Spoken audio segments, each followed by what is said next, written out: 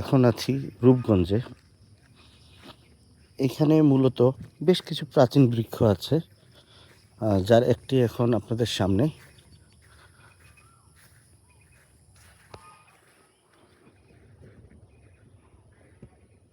বিশাল এই বৃক্ষটির স্থানীয় নাম হচ্ছে সিন্নি বৃক্ষ। স্বাভাবিকভাবেই এর অবশ্যই অন্য কোনো নাম আছে, যেটা হয়তো আমি এখন জানি না, বাট একটু স্টাডি করলে হয়তো জানা যাবে। বাট ওরা অচিন বৃক্ষ, সিন্নি বৃক্ষ এইসব নানা নামে ডাকে।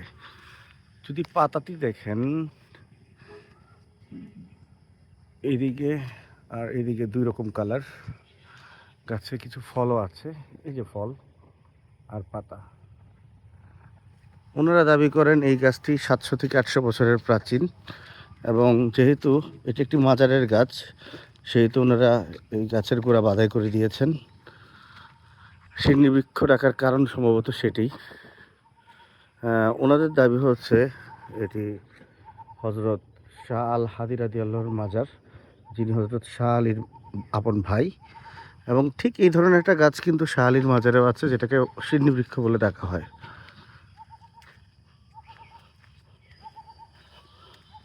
এখানে শুধু এই গাছগুলো না, আরও কিছু বড় বটবৃক্ষ, অশ্বত্থ বৃক্ষ রয়েছে, এবং সেই সাথে একটা বিশাল কাঠগোলাপের গাছ।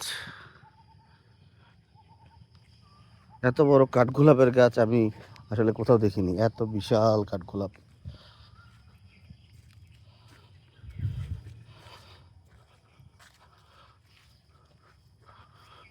কাকা, এই গাছটার নাম কি? কি গাছ? এই লম্বা লম্বা গোড়া যে হইছে এখন, এটা কি খাওয়া যায়? স্বাদ কেমন? সিন্নি গোড়া বলে না? এটা কত বছর আগের গাছ? আপনারা ছোটবেলা থেকে কি এরকম বড় দেখতেছেন? দাদাও দেখে নাই? 600-700 বছর। এই আপনাদের এই গ্রামের নাম কি? হিরনাল। এটা তো রূপগঞ্জে। আচ্ছা, আপনাদেরটা কি এতে পড়ছে পূর্বাচলে? মানে এই গ্রাম তো আর পরে নাই।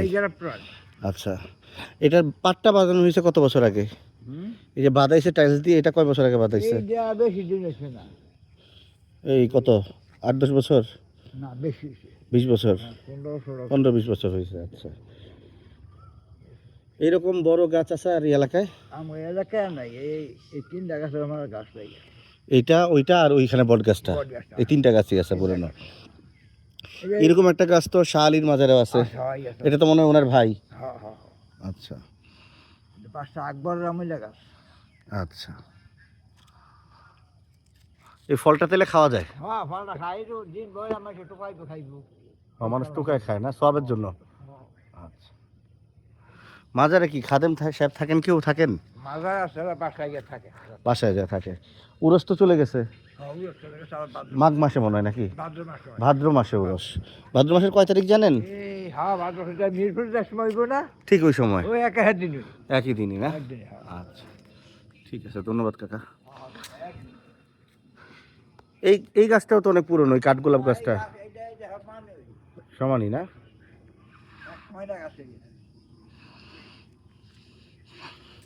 এটা যেহেতু একটি পবিত্র জায়গা, অযথা এসে টিকটক বা এই জাতীয়, মানে যেটা আসলে ঠিক শালীন না বা এই জায়গাটার সাথে যায় না, এরকম কিছু না করার অনুরোধ করছি। এসে ঘুরে যাবেন, ভালো লাগবে। পূর্বাচলের কাছেই রূপগঞ্জের হিরনাল গ্রামে। উনি বললেন ফল নাকি খাওয়া যায়, মিষ্টি, এবং মানুষ খায়। দেখি কোনো পাকা ফল আমরা আসলে কুড়িয়ে পাই কি না।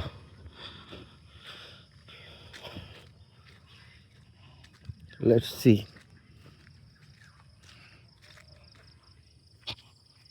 ও, এখানে একটা ফল দেখেছিলাম একটু আগে, পাকা, অলমোস্ট পাকা। দেখি ফলটা আমরা খাওয়া ট্রাই করি। এই যে পাকা ফল, একদম পাকা না, কষ্টে। দেখি টেস্টটা কেমন।